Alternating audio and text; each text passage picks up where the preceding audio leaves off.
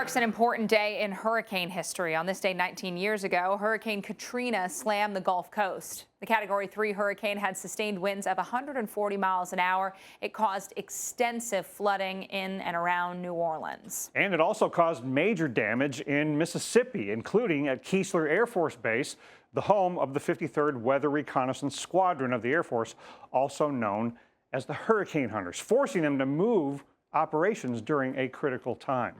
And now for a closer look at how Katrina affected the Hurricane Hunters, we're joined by Lieutenant Colonel Sean Cross from the Hurricane Hunters. Can you believe it has been that many years? I feel like it was just yesterday that I was on the operations floor dealing with Katrina as a Cat 5 over the Gulf of Mexico. Goes by quick. I woke up this morning just thinking about it. It was 19 years ago and exactly where I was. I was one of the first crew members to actually fly into Katrina. It's a long story I'll condense for you, but when the unit picked up and left and went to Houston, Texas, I kind of got left behind.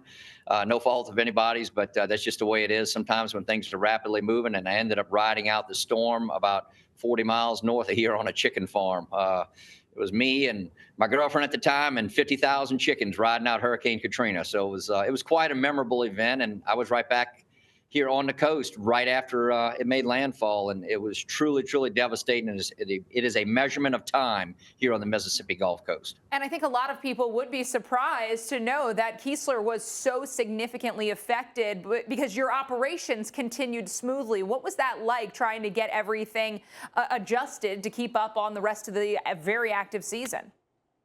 Right, that's a great point. We all know how busy the 2005 season was, but Keesler Air Force Base had a tremendous amount of difficulties getting back up and running right after the storm. So we had to work out of Marietta, Georgia, and we were up there all the way till November of 2005. And throughout that deadly season, this unit never missed a fix. We were always on time, and all of our reservists, who some of them lost everything they owned, continued to work that storm season from Marietta, Georgia, just to make sure that we met the mission requirements and all the data was collected and sent to the experts in Miami, Florida. Well, Lieutenant Colonel, it's probably not a surprise that you were able to handle that in some ways, given the fact that you have to routinely move your planes to other locations. Can you talk about how this hurricane season you've had to forward deploy to the Eastern Caribbean, out to Hawaii? How do you handle spreading all your resources that thin and that far and wide? So it's a great question. We have 10 aircraft. We've got about 100 people in the squadron, and we have a handshake agreement with the National Hurricane Center that we can handle 3 storms or 3 different locations at one time. The unit was just in Hawaii. They came back yesterday. That's 3 aircraft, about 65 people total and parts, everything it takes to sustain that 24/7 life cycle of flying the storms back to back. But we're already gearing up to possibly go to the Caribbean this coming week, and our forward operating location there is St. Croix in the U.S. Virgin Islands. So we're getting a little busy right now, moving and taking a look at these different systems that the customer is asking us to do. And we've had some busy seasons since then. What has Katrina taught you about moving forward? How have you changed operations since then?